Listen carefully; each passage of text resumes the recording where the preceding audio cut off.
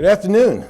I'm Mark Strand, and I'm the president of the Congressional Institute, and I'm very pleased to welcome you to the 2019 House Republican Member Retreat. The Congressional Institute has sponsored this planning conference since 1987. We believe it's critically important for members of Congress to be able to get together and discuss the important issues Americans are concerned about. This year, health care, a strong and vibrant economy, and innovative technology ideas. The Congressional Institute is also very involved in congressional reform. We have looked at reform ideas to make the budget process effective and other solutions to strengthen Congress. You can find our research and other information about Congress on our website, congressionalinstitute.org. And it's also a brand new website, so if you want to give us some input on how you like it, I'd love to hear it.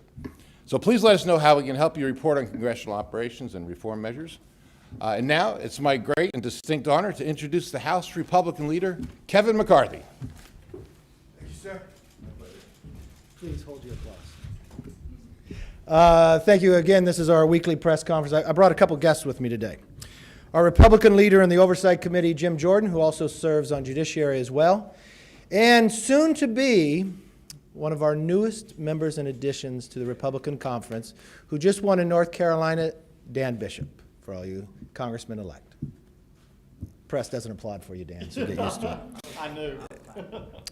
First, I want to start off, I want to thank Baltimore for having us back. We've had our conference here, as you know, many times before, and we thank the city for having that.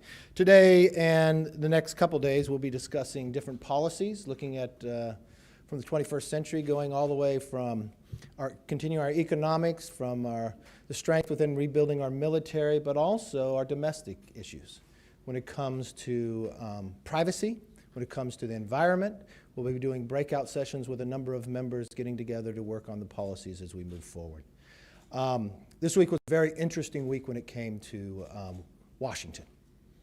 I think it's a clear sign, or actually foretelling, of what's going to happen for the next 18 months. Let me just walk you through this week.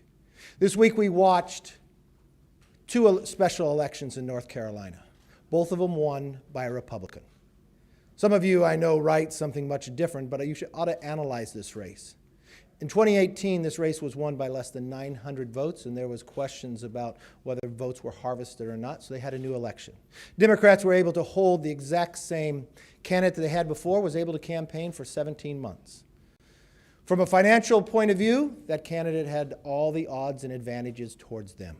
We had to come from behind. We had Dan Bishop, who's been representing the area in the State House, come from behind. Not only did he win, he improved by more than 400%. The president made a considerable difference in this race coming in when you watch the turnout and you watch the movement in numbers just a week away to what they ended up on Election Day. You watched counties in which the Democrat nominee the last time actually carried but lost this time. We improved by 2 percentage points. If you simply add 2 percentage points across, that's 13 more seats with only 6 more to go to win a majority. The difference between being in the minority and the majority is roughly 116,000 votes overall. So I think it's really foretelling of what's happening. Then let's look at what's happening inside Congress themselves. We got a speaker who had a press conference today that refuses to answer questions of what's happening to her chairman and Judicial Committee because they don't know exactly what's happening. You got a majority leader who I was once last term. The responsibility is to manage the committees, fundamentally has a different definition of what's happening in Judiciary Committee than the chairman themselves. I've told you many times before, Chairman Nadler, if he was a chairman on our side of the aisle, the way he handles his committee, we would have removed him from that committee long ago. His inability to run a simple committee, his inability to know and explain what is moving forward. Chairman Nadler, when he campaigned to become chairman, and I'll quote what he said he would be the strongest member to lead an impeachment right after the election. Even though the facts don't play that way, Chairman Nadler continues to try to move that way. We watched a new poll that came out through Democrat voters. Democrat voters know more about the Democrats' investigation than anything legislative they passed. I challenge the country to name me one thing this new Democrat majority has solved. Name me one problem that they've been able to solve. They have an internal battle, which pretty much becomes an internal war. At first, we watched it was just a few new freshmen fighting with the speaker and the ideology of the party itself, and we pretty much found that they won out. Now we find their own committee chairs they cannot manage of what's going on, nor do they know what's happening, nor do the members of the committee itself know. This is what the future holds, and that is why today, the next day, and the others will be mapping out a fundamental agenda to show the American public a better path and a better way forward, that we could actually show the ability to continue to grow. When we watch today this economy, the strongest economy we had in more than 50 years. I'll give you a few statistics. In the last 13 months, hourly wage has gone up at least 3% or higher. For those who are really trying to make sure we raise their wages, we're being able to accomplish that. We're showing a path to do that, not with a mandate from government, but actually an economy that grows. You look at women between the age of 25 and 54, the participation rate in the economy is 76.3%, the highest participation rate we have found in more than 15 years. You see now, we've now joined by our dear friend Doug Collins, the Republican leader when it comes to the Judiciary Committee. So first, let me turn to Jim Jordan, our leader when it comes to the Oversight Committee and a member of Judiciary Committee as well. Jim? Well, thank you, Kevin. Let me thank Kevin for his leadership and Doug as well on the committee. And then, of course, congratulate Dan. It was a big night. And Kevin is right. What a contrast between Greg Murphy and Dan Bishop on Tuesday evening, and what you saw. And I'll let Doug jump in here too. But what you saw in Judiciary Committee this week. I mean, 2 days ago, the Judiciary Committee votes to take away American Second Amendment rights without them doing anything wrong, and they voted to allow that to happen in a court proceeding where the person who's losing their rights doesn't even get to show up and defend themselves. And then 2 days later, less than 24 hours later, we had the crazy scenario we had today where is it impeachment, is it not impeachment, is it an investigation, is it an inquiry? Jerry Nadler says he doesn't care and doesn't want to talk about that anymore. He just wants to go after the president. And we all know that's straightforward. And the reason they want to do this, I said this in committee today, the reason they want to change the rules in the middle of the game, 9 months into a new Congress, the reason they want to change the rules is nothing else has worked for them. Michael Cohen hearing was a flop for him. Came and lied 7 times under oath. The John Dean hearing was a flop for him. And you all watched, and the whole country watched, the Bob Mueller hearing. We all know that was a flop. So they got to come up with some way to go after this president, because they're bound and determined to do it, even though the country knows it's not warranted, even though they know we shouldn't do it, even though the country in every single poll says don't do it. They're bound and determined to do that, so they change the rules in the middle of the game. And understand the underlying issue here. The president was falsely accused of conspiring with a foreign state to influence the election. Jim Comey investigated for 10 months. After 10 months, he found nothing. You know why we know he found nothing? Because we deposed Mr. Comey, and he told us that in the deposition. But he still leaks information to get a special counsel. Bob Mueller's appointed for 22 months. He investigates, and what's he come back and say? No coordination between the Trump campaign and Russia to influence the election. 32 months, putting the country through this. And what do Democrats want to do? Change the rules so they can keep investigating and go after the president. It's ridiculous, it is wrong, and everyone in the country deep down understands that. Unfortunately, the chairman of the Judiciary Committee doesn't. What we should do is look at how the false accusations started. And the good news is, and thank the good Lord for this, Bill Barr is doing exactly that. But we could help on the committee. The ranking member understands this isn't pushing for this. Why don't we have the Inspector General, who, oh, by the way, just issued a scathing report of Mr. Comey just 2 weeks ago. But 2 days ago, when I asked Mr. Nadler when we might expect an opportunity to question the Inspector General of the Justice Department, the guy who heads the Inspector General's Association in our government, Mr. Horowitz, when we might expect an opportunity to question him and ask him about his report, Jerry Nadler says, I don't know. I haven't thought about that. Stop and think about that. This is the chair of the Judiciary Committee, with its storied history in the House of Representatives of defending basic rules, basic procedure, and basic constitutional rights. And that's the response we get from him. So the minority leader is exactly right when he says, what a contrast between what Democrats have done this week and what we saw on election night with the big wins in North Carolina. And so I appreciate the leadership of the leader. And again, congratulate Dan, and I'll welcome to the podium the ranking member of the Judiciary Committee, Mr. Collins. Well, it's been one of them days again on Judiciary Committee. It's been one great week, though. Congratulations. When you saw it coming, we know what's happening here. This is one of the things that we're seeing for those of us who travel the country, and those of us on stage did this for the last month, is once you got outside of Washington, D.C., it was not amazingly gloom and doom. Eeyore only lives in Washington, D.C. Everywhere else, there seems to be optimism. There's jobs. There's these kind of things happening, and people are excited about that. But let me touch base really on what happened this morning, which was a sad continuance of what has happened for the last 8 months since they had the ability to have the majority. We have continued down. Now today, if anybody could follow the pretzel logic of the committee this morning, especially the chairman, on saying, well, we're investigating, we've been investigating, is it an inquiry, it's not an inquiry. Let me make it very clear to you, and I know many of you have already written articles today, let me go back and say, if you say that any of this is new rules today, that's just wrong. Plain and simple, it's not new rules. These are rules that have been part of the committee structure forever. They're simply choosing to use them now, and they're packaging them together to make it seem like it's something more. This is important because when most people across the country only get their news by either a quick line, a quick headline, or a quick momentary look at the screen, they're not going to look past, and the Democrats know this, they know that they're not going to look past impeachment and everybody's going to think something's going. The reality is they're pulling a sham. I talked about it this morning. This is nothing more than a filter on a social media site, Instagram, Snapchat, whichever one you want to use. It's a filter to say, I look better than what I am. The problem is they don't look better. When you pull away the core of Chairman Nadler and the rest of his committee, there is nothing there. It's the biggest empty suit you want to have, and they won't admit that basically they have nothing to go on. In fact, if you don't believe me, let's just look at a history lesson.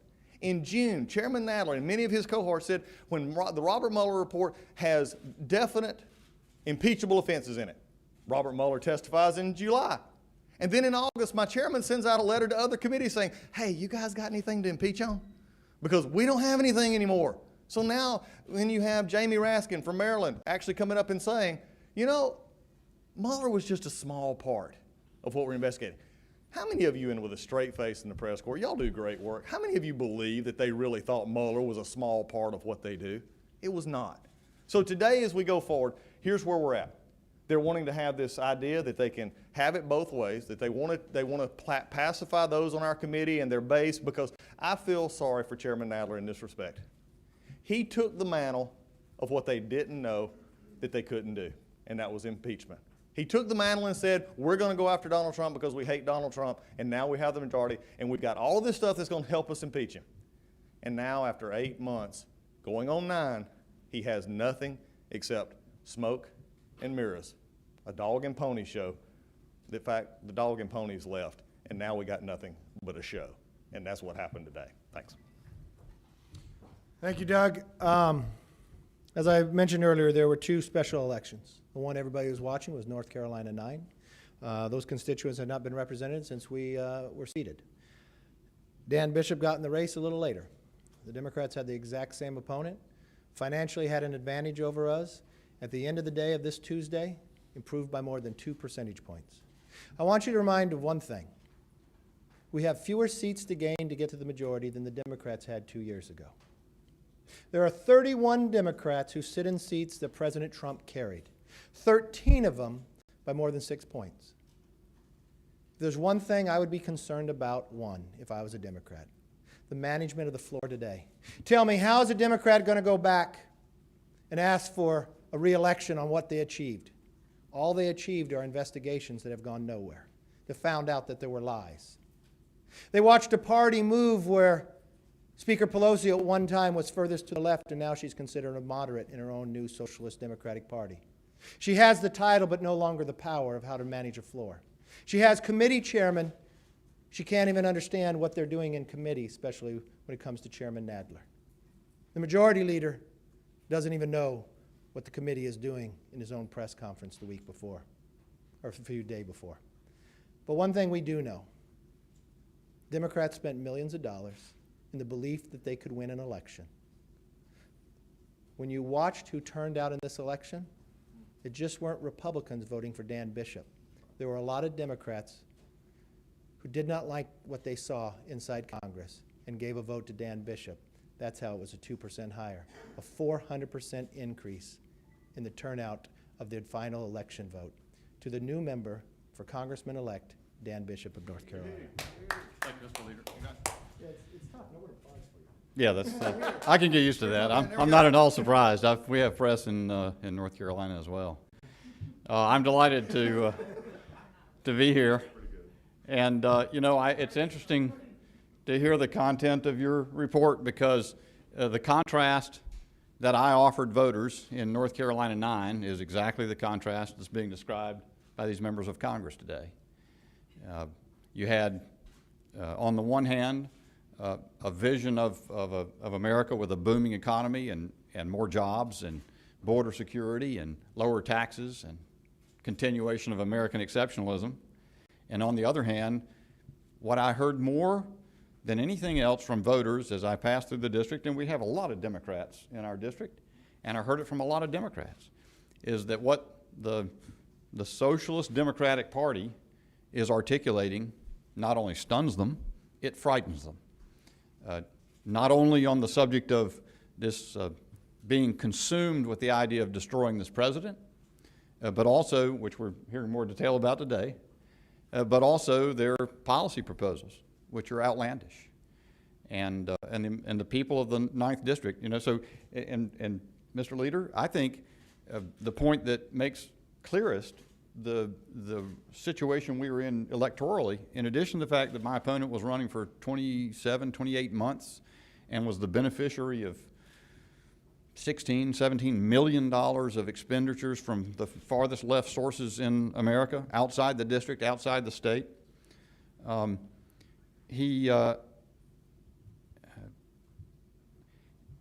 We also had a period of 6 weeks where we had relatively level playing field financially in this race. And we not only caught him with the help of President Trump and Vice President Pence and great support from here, we caught him and we passed him. And we had under those circumstances, a very clear victory. And so I'm delighted to be here to meet. I will also say, about 85% of the members of this conference financially supported our campaign.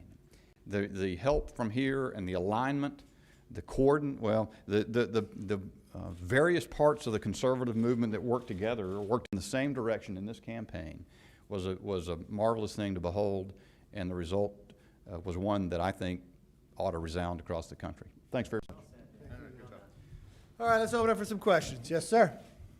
Hi, Peter Summer with Capital Intel, BBN. My question is, we have both the judiciary and oversight. We have 50 states looking at antitrust investigations, Google, Facebook, big tech. Seems to be a bipartisan issue. What do you see happening in the next few months against these on antitrust issues? You guys want to take it? Or we see them back in Congress under subpoena. Yeah, and just in the next little bit, you're going to see even starting tomorrow, there's going to be some information requests that's going to come out. And I think this is the part that we need to look at. And what we've tried to do is, and you had mentioned bipartisan, I know from the committee and oversight is going to be looking at this as well. From the judiciary perspective, it's time we look at this from the truest antitrust perspective and not just go to the one end saying we just need to break people up, we need to because they're big, but actually see what they're like in the marketplace. Are they suppressing ideas? Are they keeping others out of the marketplace from an antitrust perspective? And then also just how they operate in a new economy. Everything that is disruptive and big is not necessarily bad. The question is, does it become bad if they act in ways that is contrary to the market and contrary to the privacy issues that most Americans have? So I think you're going to see some more of that. The unfortunate part, and I know in the Judiciary Committee, is we are so preoccupied with taking things from American people and investigating this president that this often gets overshadowed, but we're going to see a little bit more of that in the next few days. I would just add one aside. This may be one of the few areas where you can get some bipartisan. You saw this with the attorney generals in town earlier this week. This may be one of the areas where the Congress could actually work together. Mr. Cummings and I are working on, and our staffs, more importantly, are working on this facial recognition issue. And there was strong bipartisan support in the committee to begin to look at this issue. So I'm optimistic, but I think right now we're in that stage of getting all the facts and making sure the American people understand what's exactly going on. This will be one of our topics in this retreat for the next 2 days, and there's a lot of concern. We want to make sure there's competition. We sit back, and it's come to some of the points that Doug made. Just because you're big does not mean you're anti-competitive, but we want to make sure they are. Should Amazon ever been able to create, why wasn't Sears become an Amazon? They had the catalogs, they had the stores and everything else. They had the competition able to go. But I'm really concerned about privacy. What are people gathering about our own information? And I believe in the conservative philosophy of private property. So when it comes to privacy, shouldn't we all know exactly what someone's able to gain the information from us? If they monetize it, shouldn't we receive part of that information? We should also be able to move it, and we should be able to delete it. I think those are simple 3 bases of how we should deal with privacy, but these are the exact issues that we'll be discussing here within the policy, and I'm hopeful that we can find a bipartisan answer for this, because many times I find the Democrats take it just like a Dodd-Frank. Either they want to break it up, or they want to make it a utility. So then you get no innovation, but then again, you also have no protection for your privacy. Yes, ma'am. Do you guys think that impeachment can actually work towards the GOP and the president's advantage? And especially you guys, do you want to see a vote on impeachment and to have Democrats? We've already had a number of votes on the floor, and they've all failed. Nobody would want to see impeachment for a personal political gain outside of Chairman Nadler and a few of him on his committee. This is not something to play with. America is too important to play a political game like this. And I think the American public expect us to go to Congress. We've got a lot of problems to solve, and we should work on them. But the entire time, and the whole reason why Nadler ran for this position is because he said he would be the very best in impeachment. There's no reason to move forward with it. The American public does not want it. The only person that tries to continue to drive it is the chairman. Even if you talk to their own leadership, they don't know what he's doing. Again, makes the point. If you watch the way he handles a committee, from the most basic committee, if he was a chairman within the Republican conference, we would have removed him simply because his inability to how to move a committee in a proper way. Yes, sir. Leader McCarthy, in discussions with the White House, what specifics, if any, has President Trump shared with you about what he would sign, what he would support related to gun control legislation? There's a number of issues that he has talked about. The number one thing he wants to find is there a way we can solve that these devastating actions that take place never happen again? And you know, the president has acted before. I traveled with the president when we flew out what took place in Las Vegas. My community itself lost more lives in Las Vegas than the entire state of Nevada. And what we found was a bump stock that was approved from administration before him during the Obama administration. And this president acted. We no longer have a bump stock. We watched when the other shooting in Texas at a church, that an individual was able to have a weapon, and they never should have, simply because the NIC, the National Instant Criminal Background Check, should have picked up on it. But you know what? Our own military failed, and the way he abused his wife, he never should have got it. So we passed legislation that modernized it. So what the president is doing is gathering all the information. He had a number of us down to the White House. I know he did a call yesterday with bipartisan senators. He is gathering that information, and he told me he will come back with finding the ways to find a solution. He knows there's a problem, and he wants to solve it. Has he given you an indication on where he stands related to background checks? He said things that are nebulous on it. He wants to make sure whatever we do solves the problem. So he's gathering all the information, which you should do at the very beginning. The Attorney General was in the meeting as well, looking at ways, how do we make sure that this never happens again? How do we protect law-abiding citizens on their rights as well? And that's what he's doing, and he'll come forward with where he's going. I know there's a number of things that he's looking at. Yes, ma'am. Give him a timeline, sir? I think it'll be very shortly. Leader McCarthy, with the president coming here tonight and his comments on the city of Baltimore and Congressman Cummings' district in particular, specifically calling it disgusting and a rat and rodent infested mess, were those comments appropriate? Do you think the president needs to clarify or apologize to them in any way tonight during his remarks? Look, I think the president made a very good case here of why many major cities have challenges. If you want to take the president's comments, you can go to the former mayor of Baltimore. You can go to what Congressman Cummings had said before about his own community as well. These are challenges we want to see a change to, and this is something the president has been working on. When you look at the opportunity zones that were passed inside our tax bill, this is a clear contrast on either government trying to solve a problem for 20 years and have not do it, this war on poverty, are really transforming communities, and we're finding that's happening faster, better investment in others. So I think the president made a case. Why do we accept the challenges and ignore them? We should accept them. When I look at California, I look at the homelessness, affordability, the challenges that are happening throughout the cities, that San Francisco is now losing conventions on how they deal with it. That is a direct contrast in our policies. And I think the president coming here symbolizes, yes, he cares about Baltimore. He cares about the people who live in Baltimore, and he does not accept that you have to stay in poverty. He has found from his entire life how to bring people out of poverty, give them a better opportunity, and that's what he's doing in his job as president, and that's why he's coming to Baltimore as well. Yes, ma'am. Peter McCarthy, I'm Alana Austin with Gray TV. We represent, many viewers who are farmers, who are in agriculture-heavy communities. So we wanted to ask if Congress would be discussing any actions to help farmers who are concerned with the ongoing trade discussions with China.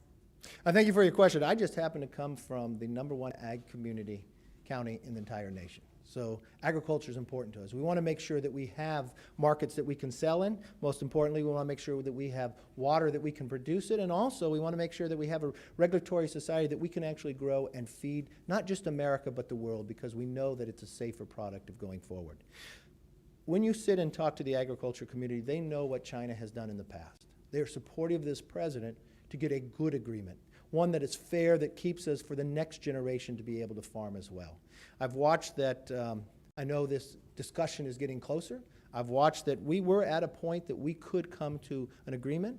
It was Xi Jinping who backed away from what he had agreed to prior. The president is committed to this. I was just with the president earlier this week, with Lighthizer, with Mnuchin and the president, discussing ways that we can actually solve this problem, and that the president is committed to it. And I know when I go out to the farm community, there's no one that supported farmers more than this President Trump. Just a follow-up. Yes, ma'am. Oh, Two members of your caucus, Liz Cheney and Rand Paul, are fighting. They're having a pretty well, one's a member of my caucus, one's in the Senate, yes. pretty explosive fight on Twitter right now. In regards to what? Warmonger, she's insulting his approval rating. Do you think that this speaks to a split in the party that's kind of rupturing over the firing of John Bolton? No, I think it's a difference of opinion when it comes to national defense. And it's simply that. People can have a discussion about policy. That's healthy. The difference is when it comes to the Democratic Party. You've got new freshman members who are now primarying the #2, the chairman of Ways and Means, the #4, the chairman of Appropriations, the social justice who believes they have to purify in their party because they want to become social Democrats. That's a battle and that's a war, and that's a problem that the Democrats have, not one that the Republicans. The Republicans have never been more united.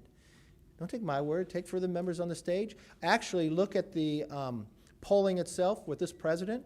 No president, not even Ronald Reagan, had as much support within the party as President Trump has. So, no, I don't have any problem with having a debate of ideas and actually disagreeing on ideas. But at the end of the day, they understand that they agree more, that they want tomorrow better than today. Yes? Sir, have any of your colleagues expressed any concern to you about the manner in which John Bolton was ousted from the White House? I have not heard that. And the president has a right to have people who work for him that he feels gives the best information and works best together. Would you want to have somebody work for you that if you're not working well together, you're having disagreements with? There are a lot of people who sit inside that White House that will give the president different opinion than the president has. That's what he wants to gather. And he wants to gather all the information. If he couldn't work well for him, I want somebody in there that he can. I see you're giving a speech on 2020 and beyond. Can you just give us a little bit of a preview? What, if you have a speaker's gavel at that time, what the top of your list is that you get power? Well, first thing we would do is make sure our debt is taken care of. This is continuing to grow. We've got a majority that just has taken over the Democrats. The first thing they did was not pass a budget. We'd pass a budget, just as we did before, that put us on a path to balance. We'd make sure that our entitlements are protected for a future generation because it comes in question today. Every great society has collapsed when they've overextended themselves. We would hope that we would actually solve the surprise billing before it took us to win the majority. But with the Democrats, we don't know if they're able to pass anything in the process of where we go. We look to an environment in the future. I think you'll see a number of bills that we will produce. 90% of all plastic that goes to the ocean comes from 10 rivers in the world, not one of them in America. But I think the ocean goes the entire world. We have an opportunity to actually solve that problem. You'll find a number of bills that we produce going forward. We watch companies that can extract CO2 from the air. There's a concern for all of us about CO2. Why wouldn't we incentivize the ability to do it? Dan Crenshaw has a bill today. It would be out of committee, but the only problem is it has Dan Crenshaw's name on it as an author. We would not play games. We would find ways that would unite this country to put us in a path to be stronger. We would continue to build our military to make sure we're safe, not only here, but around the world as well. There are a number of items we'd go through. When we look at technology, are we prepared for the 21st century? Are we protecting our privacy rights as well? So there are a number of items that we continue to go with, and that's our discussion and our breakout sessions. All right, last question. Yes, sir. Yes, ma'am.